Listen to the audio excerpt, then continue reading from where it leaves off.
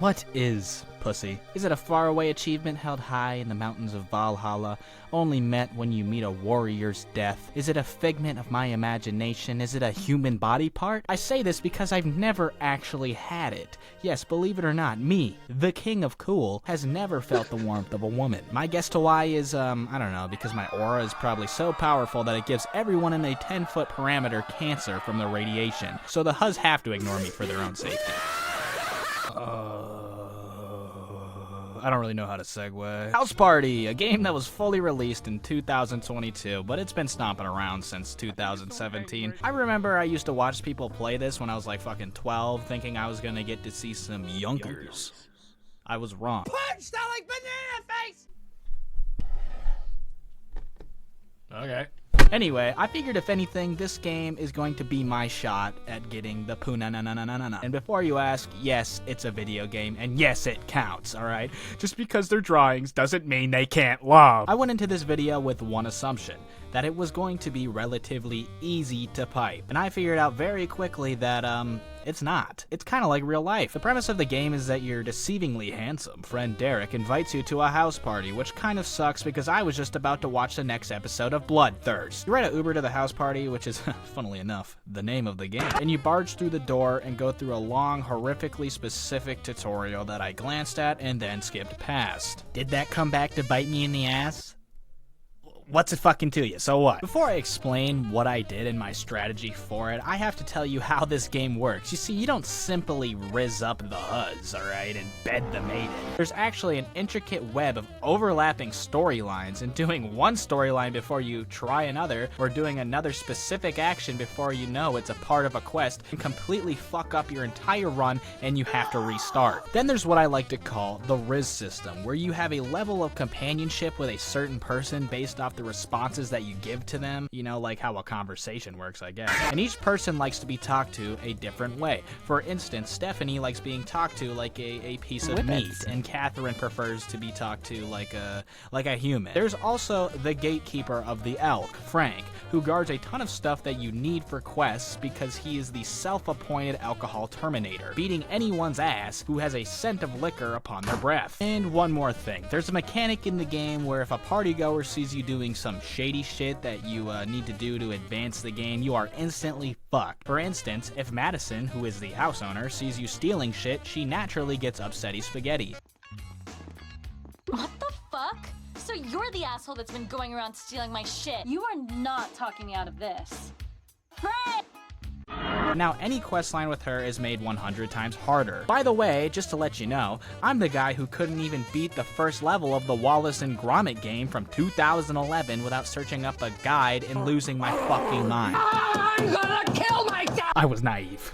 Okay? I was naive, I was foolish, I was many things playing this game for the first run.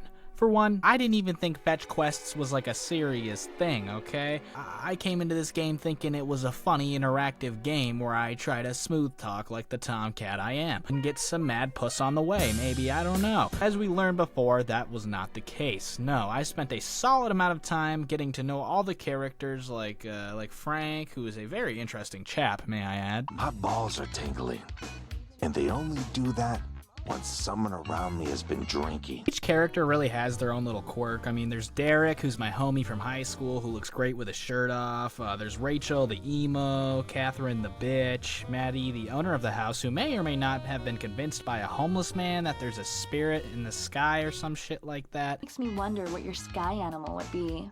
You don't know? Well, I guess it is a pretty well-kept secret.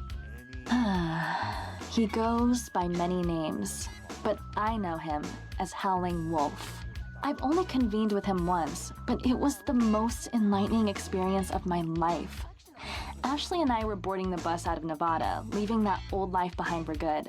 And there, sitting among the meth addicts and coked-out gamblers, was Howling Wolf.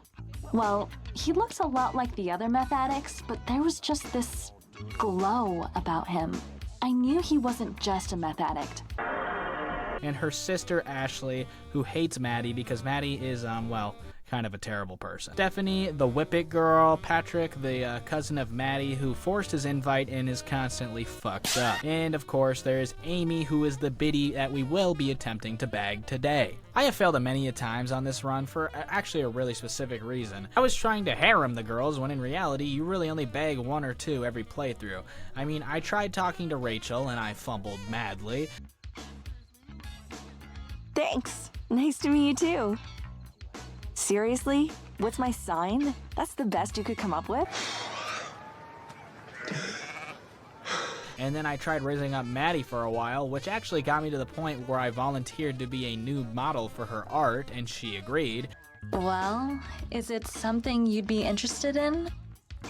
Oh my, so full of passion for my craft. But then Derek spawned behind me like he's fucking Goku or some shit. First things first is that you're gonna take a step back, friend. If anybody's going to model for Madison, then it's gonna be me. Because apparently Derek likes Maddie, which I had no fucking clue of, nor did I have the choice to actually say no to nude posing sesh. So this caused Derek to hate me and not tell me more information on the party guests, which I actually really needed for the fucking Amy quest, which I was doing simultaneously. So let me get this straight. I invite you, my friend who's trying to make new friends, to a house party of a chick I'm into, and you attempt to create a situation. Alright, that was my first fail. Now this is my second one. This happened because in order to bet Amy, you need to do this sorority scavenger hunt for her so she can get into a sorority. Items include a condom, a shirt from a boy, and underwear from a girl. There are other scavenger hunt items, but you only need these 3 things, and then you can convince her not to do the hunt anymore because it's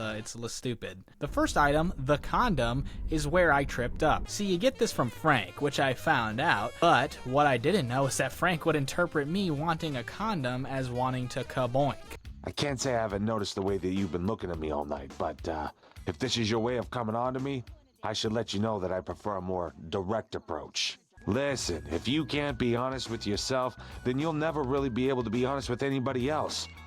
Let me know when you're ready to admit your feelings for me. And then you have to talk to Derek about it, and I picked the wrong dialogue with Derek by telling him I was not into Frank, and just like that I had to restart the entire run because I'm not gay. The correct option was actually to go up to Frank and tell him that you love him, and he gives you a great explanation as to what he is going to do next. My life is just far too complicated. I mean, you have no idea how many house parties I have to hit up in a week just to make sure people aren't getting intoxicated in my neighborhood. But I also understand now what I need to do. Those feelings you're having will start to build up. It starts off as an innocent crush, but then you can't eat or sleep at night. Next thing you know, you're photoshopping pictures of the 2 of us together and planning your day so we run into each other at the supermarket. And eventually, in a perfect world, we would be together. But don't worry. We'll get me flushed out of your system. Just follow me. And, what does he do next? Mr.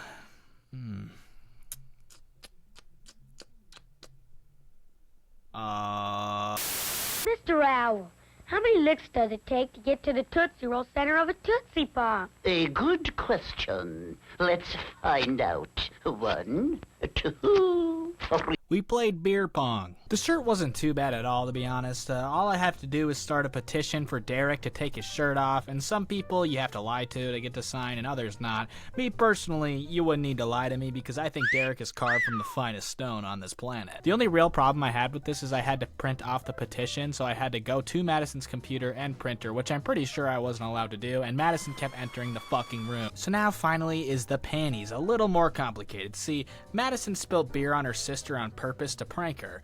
And how you get the panties is to give Madison her phone. She tells you about the prank, and you bring a towel to Ashley, her sister, and then ask her if you can wash her clothes for her. And she agrees with the clause that I steal Madison's diary, which I did by using paper and pencil to trace over her book and find the code to her safe, which is located in her closet. And how did I get the code from a paper and pencil? I'm not sure. I really don't fucking understand it. I'm not gonna question it. And then I nabbed the diary, I sprinted my ass downstairs to give it to Ashley, and finally she lets me wash her clothes. which I might have also gotten some top from her, I'm gonna be honest. And now I have her panties, and I bring them to Amy, who is rightfully very suspicious how I got them. But now it is time for the big game, the big moment. She goes to sit down by the fire, and I'm supposed to bring her hot chocolate, which I figured out by looking it up online. I don't know how I was supposed to figure that out by myself. And then I bring her the hot chocolate.